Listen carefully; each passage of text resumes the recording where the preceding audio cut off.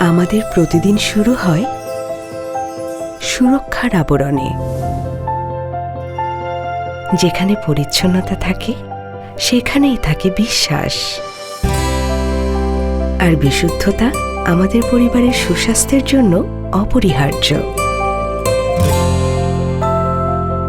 সুরক্ষার শুরুটা হাতে, ভালোবাসার শুরুটাও সেখান থেকেই।